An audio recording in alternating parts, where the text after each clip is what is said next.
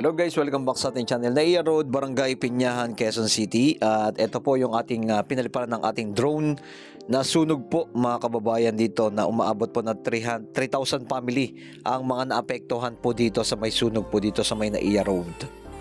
Yan, Barangay Piñahan. Yan, grabe po talagang kumalat yung apoy.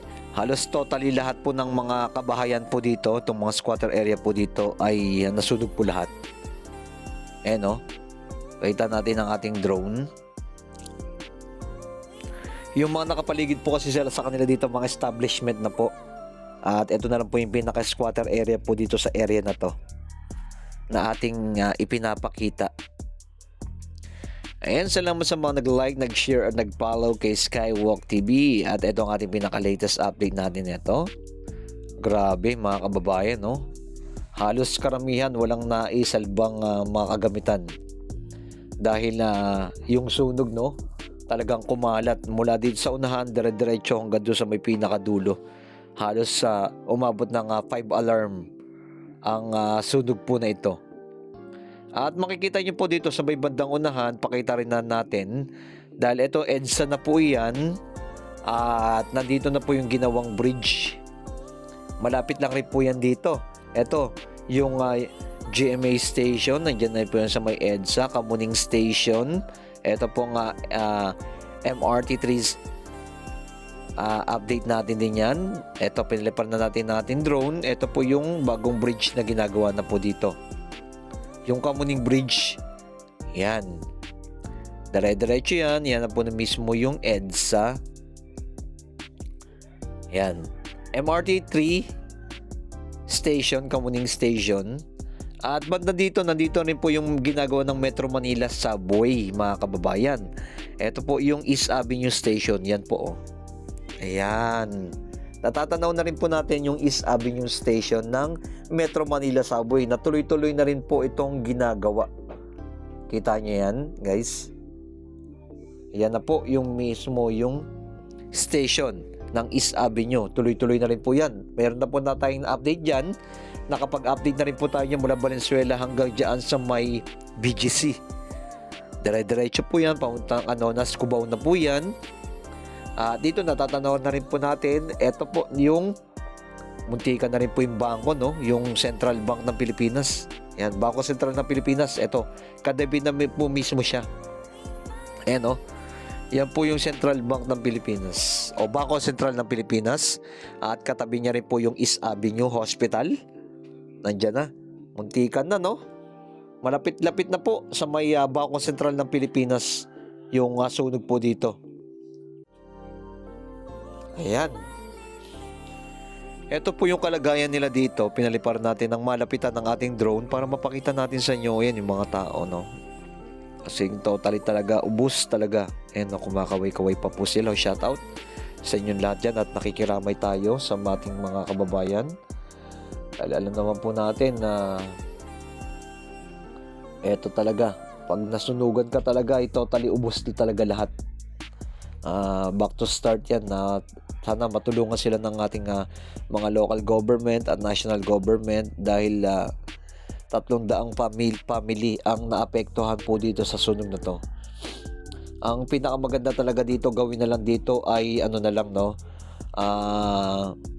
Pabahay ng gobyerno. Vertical. Yan, yung kagaya ng pabahay sa Manila, sa may Pasig, Cainta, mga housing project diyan sa Valenzuela, dapat ganoon na lang po gawin dito dahil napakalawak ng space nila dito.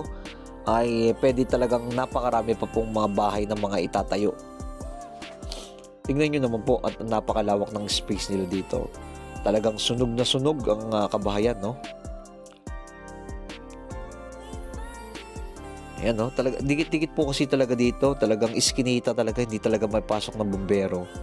Kaya, ayan, no? Grabe, no? Ayan. Bali, kinakalakal na lang po nila yung mga dapat ng ibenta. May mga hindi pa rin naman naapektuhan sa may gilid na naapula pa. Pero halos karamihan talaga dito ay tupok at walang mga naisalba ng mga kagamitan. Ito yung kalagayan talaga natin dito sa Pilipinas. Like and comment and share kung ano masabi niyo po dito sa ating pinaka-latest update. Ito, may mga nagsisiga pa, oh. Dito sa ating pinuntahan sa may barangay Naiya Road, barangay Pinyahan. Ayan, oh. Kita nyo naman po yung mga sunog na bahay. Yan talaga, napakahirap talaga pag dikit-dikit yung mga bahay, no? Yan, like and comment and share. Maraming salamat sa ating mga viewers, subscriber na lagi nang sumusuporta sa ating channel. Ipinapakita lang po natin na yung mga ganitong mga sitwasyon dito sa may Quezon City na grabe po talaga naapektuhan ng sunog, no? Okay, ingat-ingat po tayo lahat dyan sa ating mga viewers, subscriber. Maraming salamat po na lagi nang sumusuporta sa ating channel. Ayan. Sana gawin na lang po itong pabahay ng gobyerno, no? Para maging malinis pa po ito, no? Mapaganda pa. Kasi talaga tingnan nyo naman po yung sitwasyon nila, oh. Ayan. Makarating po sana sa ating president na dapat mabigyan ng kaukulan itong kalagayan po nila. Housing project na po sana gawin, no? Vertical housing project para maging malinis pa ito at kitang-kita nyo, no?